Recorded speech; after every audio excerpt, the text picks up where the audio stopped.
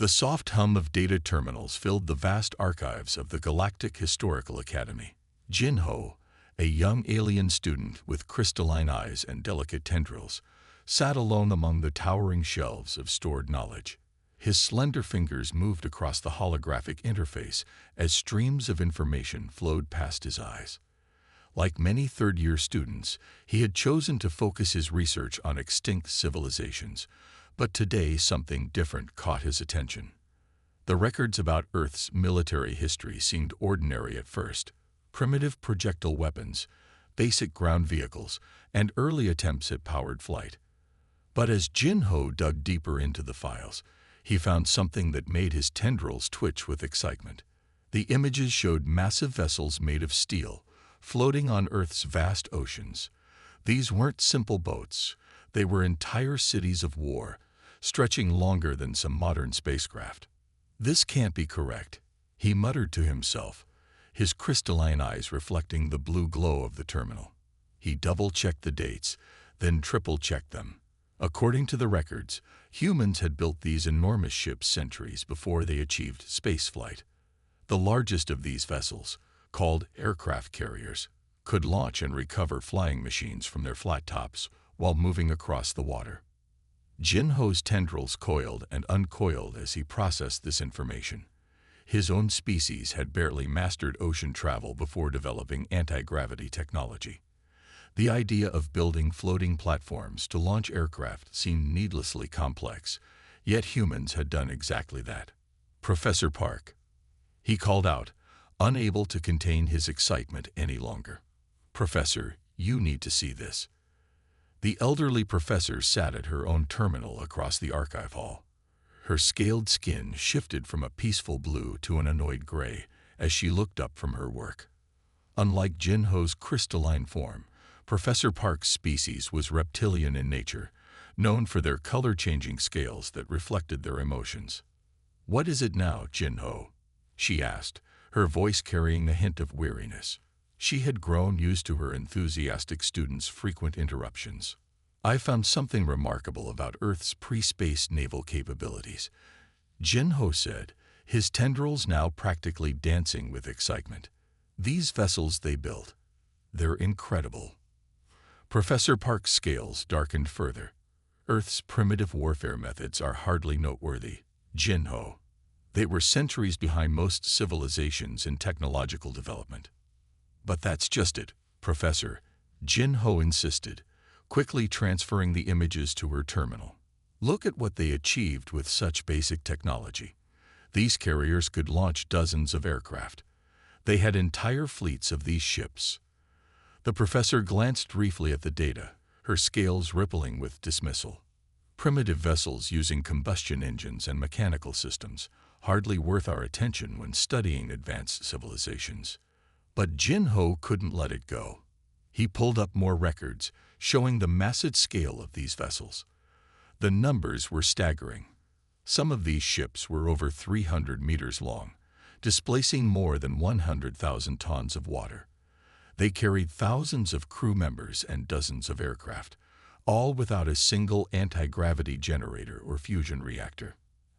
As the day cycle in the archives began to dim, Jin-Ho found himself lost in reports of naval battles and fleet movements.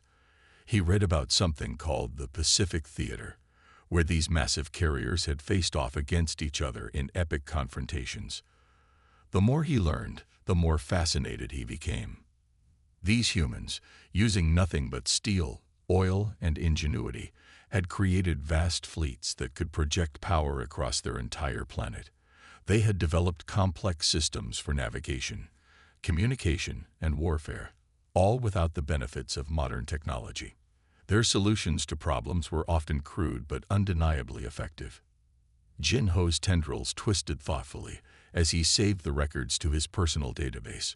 Tomorrow, he would begin a deeper investigation into this fascinating aspect of human history. Perhaps some of his fellow students would be interested in forming a research group to study these incredible vessels. As he prepared to leave the archives, Jin-Ho cast one last look at the image still floating above his terminal. A massive aircraft carrier cutting through Earth's ocean, its deck lined with aircraft ready for launch. The sight filled him with a sense of wonder that he couldn't quite explain. How had humans achieved so much with so little? And what other surprises might be hiding in Earth's historical records? His crystalline eyes sparkled with determination. He would find out, no matter what Professor Park or anyone else thought about primitive human technology.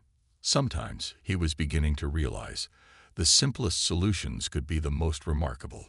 3 days after his initial discovery, Jin Ho gathered a small group of fellow students in one of the Academy's private study rooms. The holographic displays flickered to life, casting a blue glow across their diverse faces. Haenul's silicon-based form caught the light and scattered it in tiny rainbow patterns across the walls, while Taeyong's watery membrane rippled with curiosity. "Look at this," Jin Ho said, his tendrils moving excitedly as he spread out multiple displays in the air. The images showed massive ships from different angles: carriers, battleships, destroyers, and submarines, all part of Earth's ancient fleets. Haenul leaned forward, his crystalline structure making a soft chiming sound as he moved. "These vessels, they're enormous," he whispered in awe. "And you're saying they built these without quantum engineering?" "Pure mechanical engineering," Jin Ho confirmed, pulling up detailed schematics: steel, oil, and human ingenuity. They called it World War II, and these fleets numbered in the thousands. Taeyong moved closer to the displays, his membrane rippling with increasing agitation. As a being from an ocean world, he understood better than most the challenges of building large vessels. But water pressure alone should have crushed these structures, he said, his voice bubbling with confusion. How did they maintain hull integrity with such primitive materials? Jin Ho manipulated the holographic controls, zooming in on the internal structure of a carrier. They used something called compartmentalization. Look at these divisions within the hull. If one section was damaged, they could seal it off to prevent the entire ship from flooding. Haenul's silicon form pulsed with interest as he studied the designs. "The efficiency is remarkable. My species wouldn't attempt ocean travel until we developed force field technology. The risks seemed too great." The 3 students spent hours examining the records.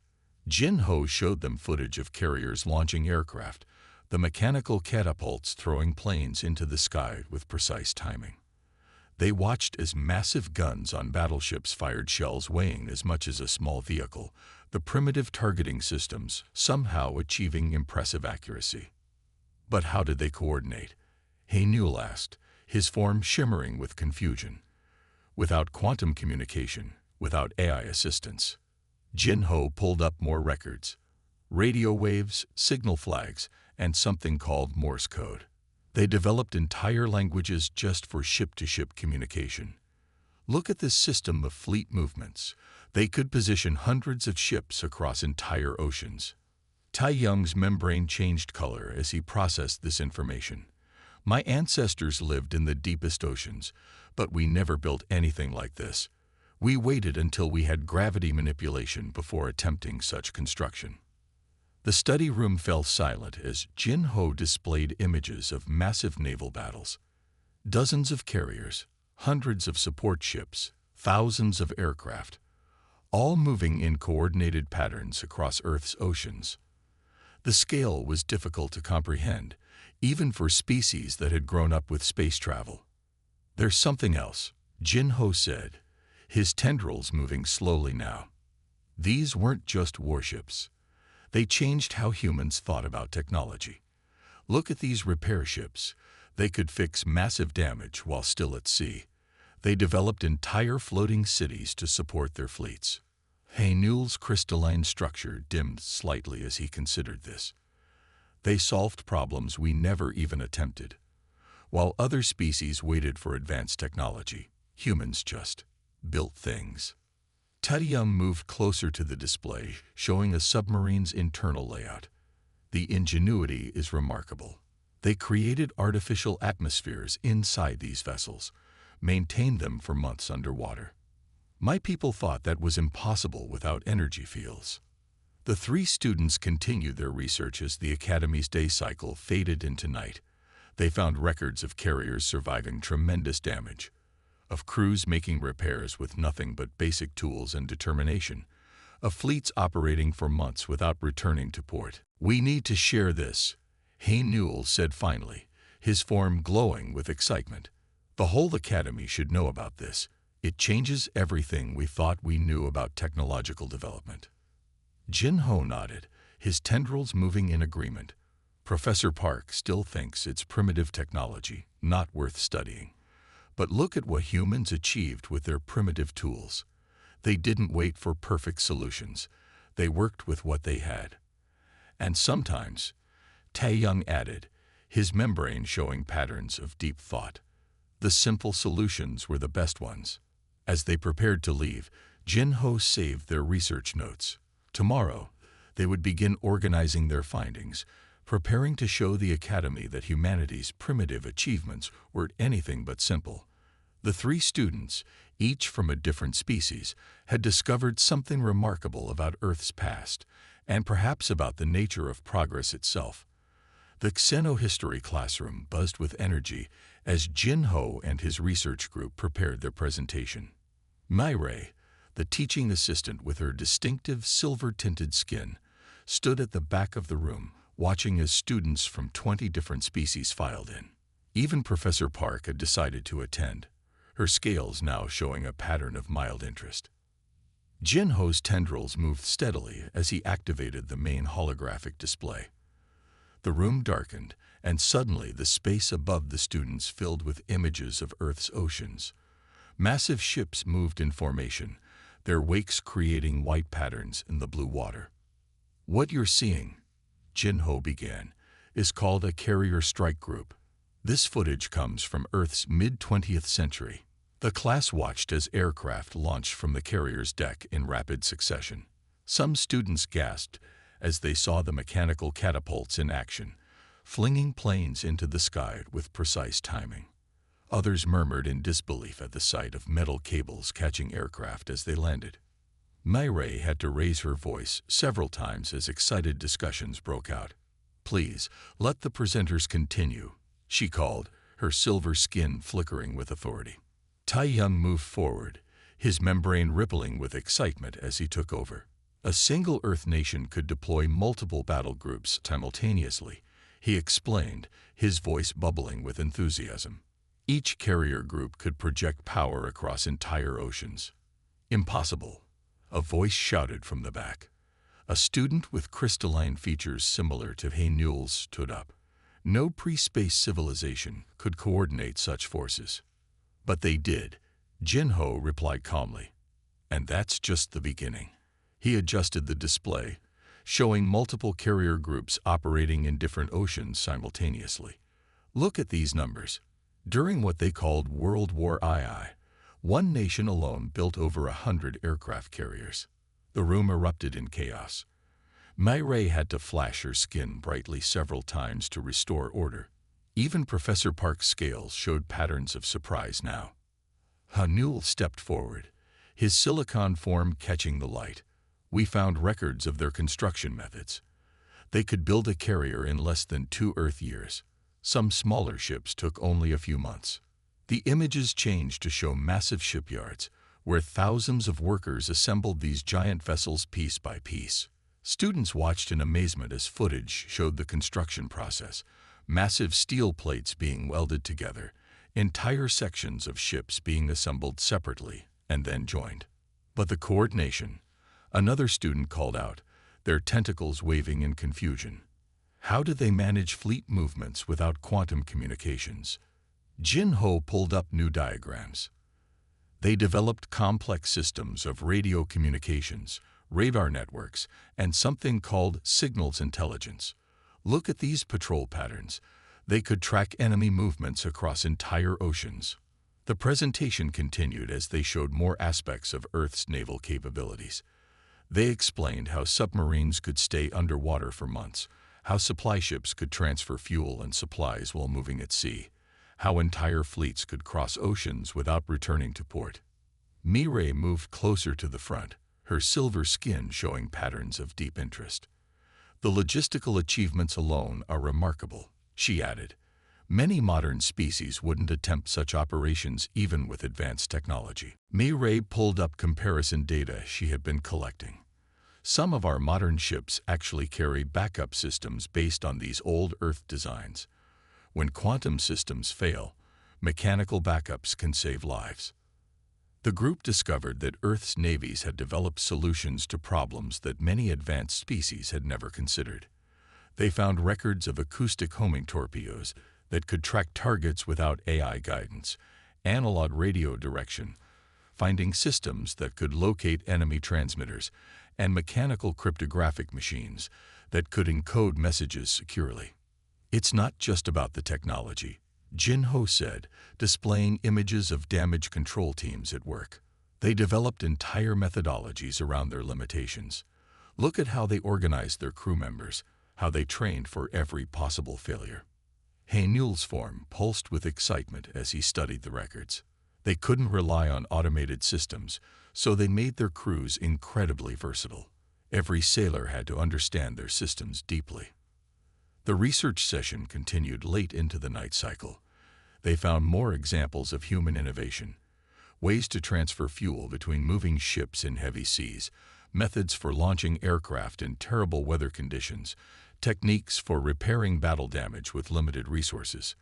"I think I understand now," Mayray said softly, her silver skin glowing in the dim light. "We've always thought of technological progress as a straight line, from primitive to advanced. But humans showed that there are many paths to solving a problem." Jin Ho nodded, his tendrils moving slowly in agreement. "And sometimes the simplest solution is the most elegant." These mechanical systems couldn't match the precision of quantum technology, but they were reliable, adaptable, and most importantly, they worked. As they prepared to end their session, the group realized they had uncovered something more than just historical curiosity. Earth's naval technology represented a different way of thinking about progress, one that modern civilizations might learn from. "We should compile this into a proper research paper," Mayray suggested, her skin showing patterns of scholarly excitement. "The Academy needs to understand that innovation isn't just about having the most advanced technology." The others agreed. They had started their research expecting to find primitive attempts at naval warfare. Instead, they had discovered a legacy of innovation that continued to influence spacefaring civilizations, whether they realized it or not. The Academy board chamber was unusually full that morning. Senior academics from various species sat at the curved table, their different forms creating an impressive display of galactic diversity. Mayray stood before them, her silver skin glowing with professional confidence as she prepared to present their findings. Earth's naval tradition shaped their entire approach to space exploration. She began, bringing up holographic displays showing both ancient ocean vessels and modern spacecraft. The concepts of maritime trade routes directly influenced how they established their first interstellar shipping lanes. The board members watched as she overlaid historical shipping routes from Earth's oceans with modern space lanes. The patterns were strikingly similar, showing how humans had applied centuries of maritime experience to the challenges of space travel.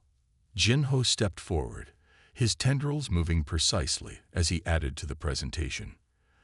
Their understanding of three-dimensional warfare came from submarine operations, he explained, showing tactical displays from both naval and space battles. While most races had to learn space combat from scratch, humans already grasped the basic principles. The board members exchanged troubled looks. They had clearly underestimated Earth's historical achievements. A senior member, whose crystalline form towered over the others, leaned forward. "Are you suggesting that Earth's primitive naval experience gave them an advantage in space?" "Exactly," Mayray answered, her skin patterns showing quiet confidence. "Look at these crew rotation schedules from their submarines." She displayed ancient documents alongside modern spaceship duty rosters. The patterns are almost identical. They had already solved the problems of keeping crews effective during long-duration missions. Haenul, who had been quietly monitoring the data streams, added his own insights. Their naval traditions also created a command structure perfectly suited for space operations. The concept of a captain having absolute authority, but being supported by specialized officers. It's the same system we use in modern ships. He pushed forward through the deep snow, his breath coming in short, jagged bursts. The cold seemed to claw at his skin, but it was nothing compared to the fire that burned inside him. Laurie had gone off on her own, leaving him behind.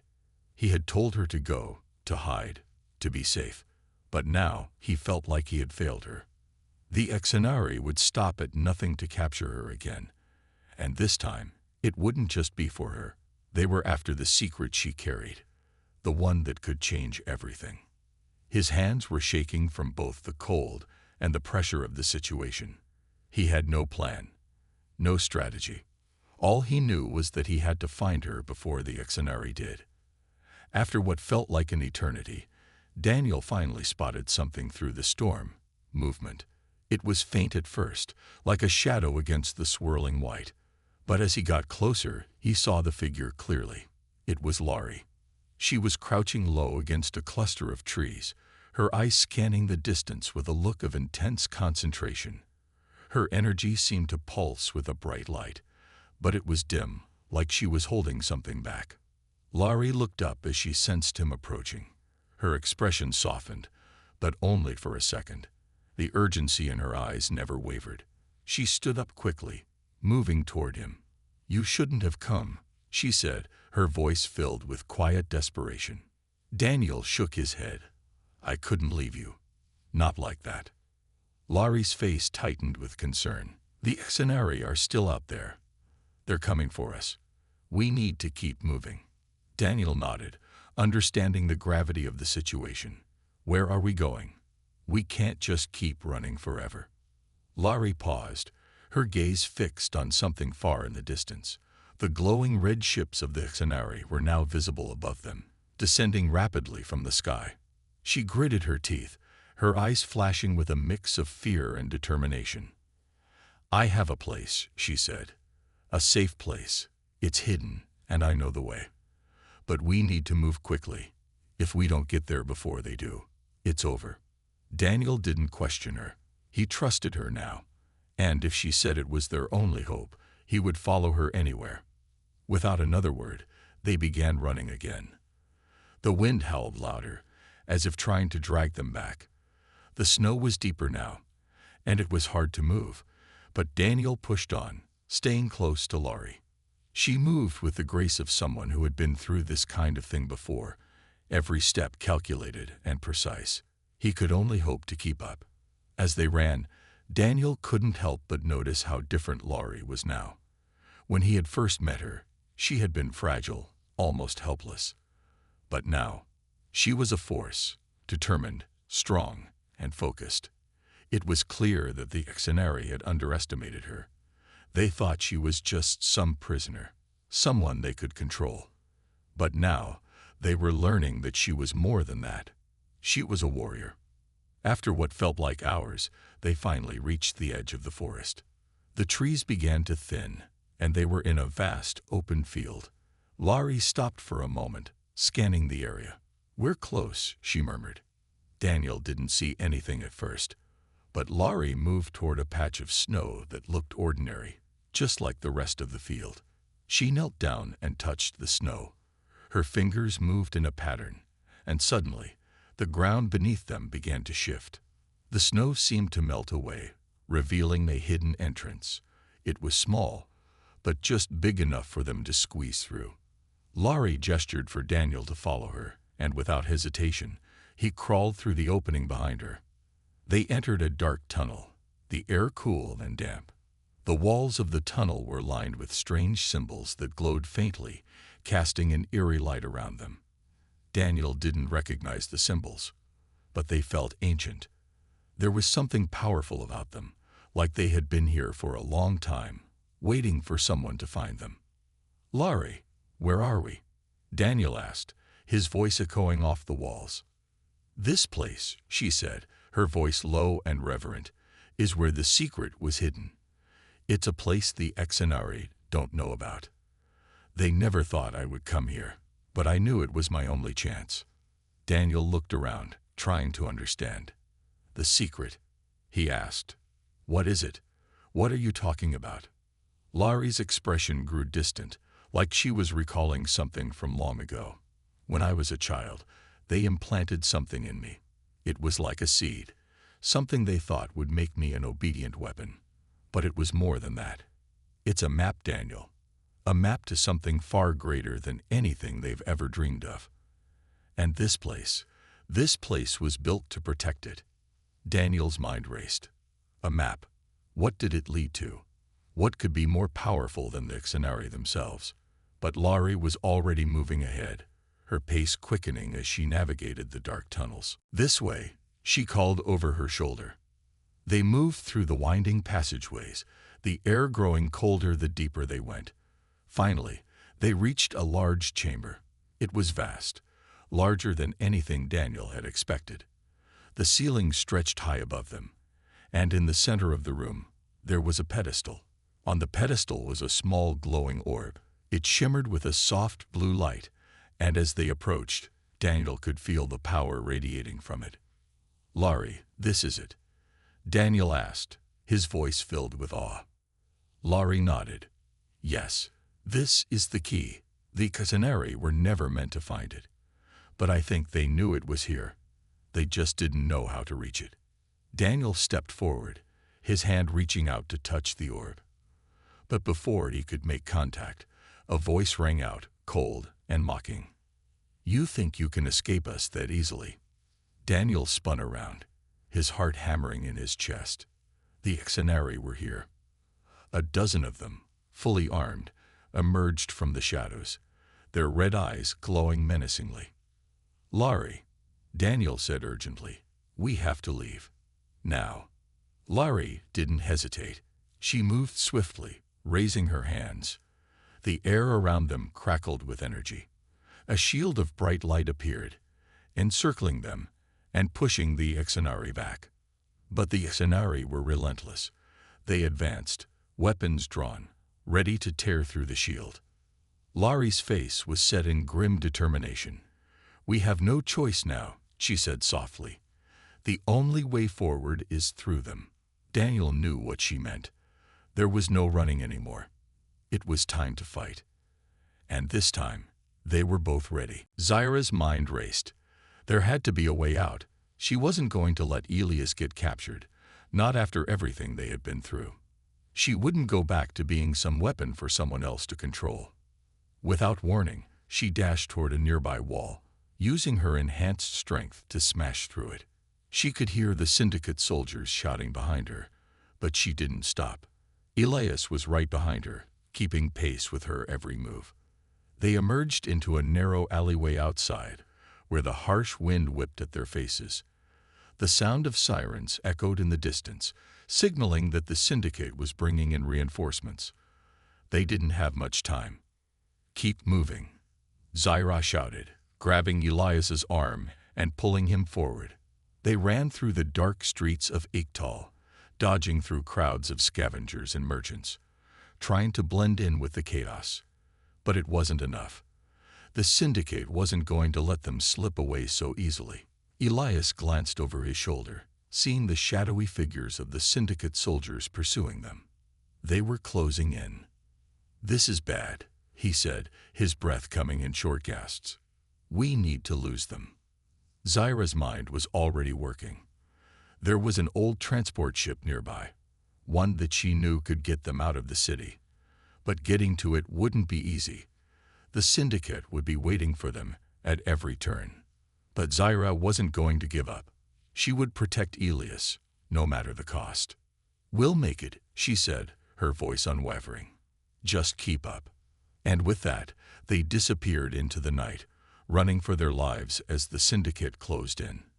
The city of Iqtal was a maze of alleyways, dark streets, and towering structures, but to Zyra, it had become nothing more than a cage.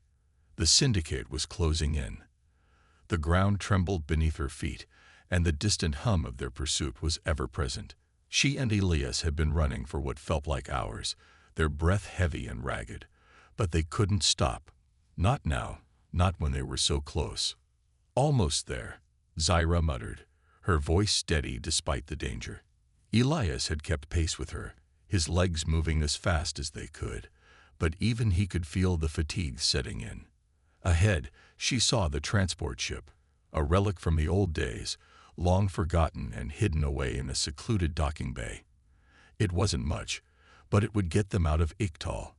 That was all that mattered now. They had to get there before the Syndicate's soldiers caught up to them. But just as Zyra was about to break into a full sprint toward the ship, a burst of blaster fire cracked through the air, narrowly missing her. She ducked instinctively, pulling Elias down with her as they both hit the ground hard. "Not so fast," a voice called out from behind them. Zyra's eyes snapped to the source of the voice. A group of Syndicate soldiers stood at the far end of the alley, their weapons trained on them. The leader, a tall man with a cruel smile, stepped forward. His armor was blacker than the rest, marking him as someone important. A commander, perhaps. "This is it," Elias whispered, his voice low. "We're cornered." Zyra felt the weight of the situation pressing down on her. They had nowhere to run. The transport ship was too far away, and there were too many of them. They were outgunned and outnumbered, but she wasn't going to give up. She couldn't. "We're not going down without a fight," she said, her voice cold with determination. Elias looked at her, his expression conflicted. He had never wanted to fight. But this wasn't just about survival anymore. It was about protecting the person he cared about standing up for what was right. He nodded, gripping the makeshift weapon in his hand a little tighter. The Syndicate soldiers moved in closer, their footsteps echoing through the narrow alley. The leader's smile grew wider, sensing victory. "You should have known better than to think you could escape us," he said. "The Syndicate doesn't let its prey slip away. And you, girl," he sneered, "are nothing but a tool to us. You'll come with us, and maybe we'll spare his life." Zyra's heart burned with anger.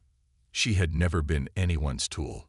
Not for the people who had created her, not for the ones who had abandoned her, and certainly not for the Syndicate.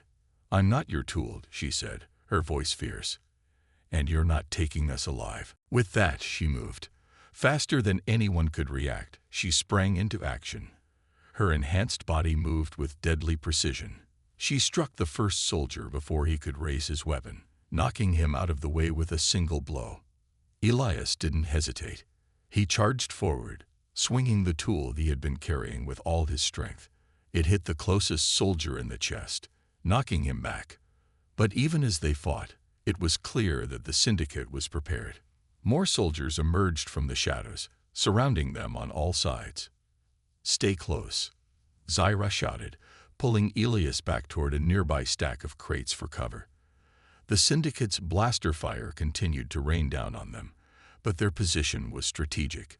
They had a moment to catch their breath. Elias glanced at her, his expression strained.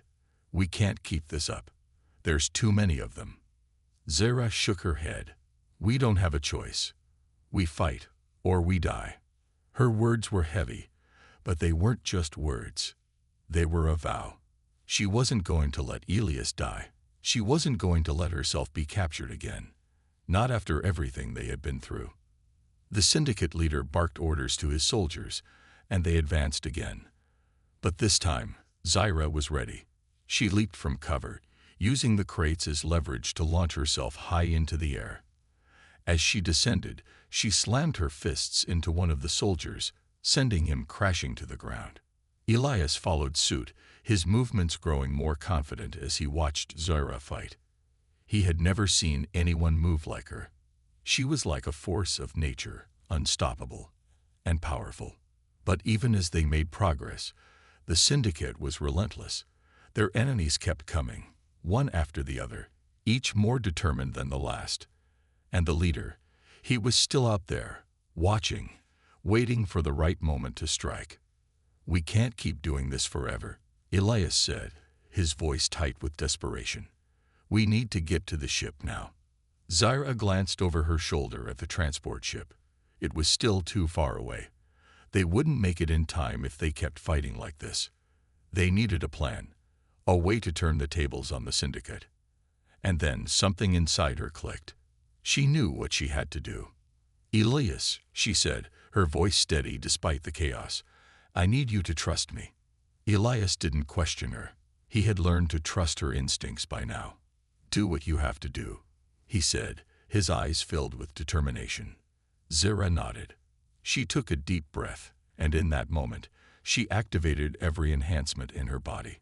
Her cybernetic limbs hummed with energy, her vision sharpened, and a surge of adrenaline coursed through her. She was ready. In a single fluid motion, she darted toward the syndicate leader. He didn't see her coming until it was too late. She grabbed him by the throat, lifting him off the ground with ease. "Listen carefully," she said, her voice cold and deadly. "You and your men are leaving. Now." The syndicate leader struggled in her grasp, his hands clawing at her arm, but it was no use. Zira was too strong. His soldiers hesitated, unsure of what to do. They had never seen one of their own commanders in such a vulnerable position. "Get her off me," the leader shouted, his voice strained. The soldiers hesitated for only a moment more, and that was all Zira needed. With a single twist, she knocked the leader unconscious, dropping him to the ground. The rest of the syndicate soldiers froze, their weapons still raised, but they were no longer sure of themselves. Elias seized the opportunity. He ran toward the transport ship, his heart pounding. Zira was right behind him, her enhanced speed allowing her to catch up in an instant. They reached the ship, and Elias quickly began the launch sequence. The doors of the transport slid open, and Zira jumped inside. Elias followed, and they wasted no time in getting the ship airborne. As the transport lifted off from the ground, they could see the syndicate soldiers below, scrambling to regain control. But it was too late. They were already free. Zira sat back in her seat, her chest heaving with exhaustion. She had never fought so hard in her life, but she knew it was worth it. She had protected Elias. They had survived. Elias, still catching his breath, looked over at her. "We did it," he said, his voice a mixture of relief and admiration. "You were incredible." Zira smiled, though it was tinged with sadness. "We did it together."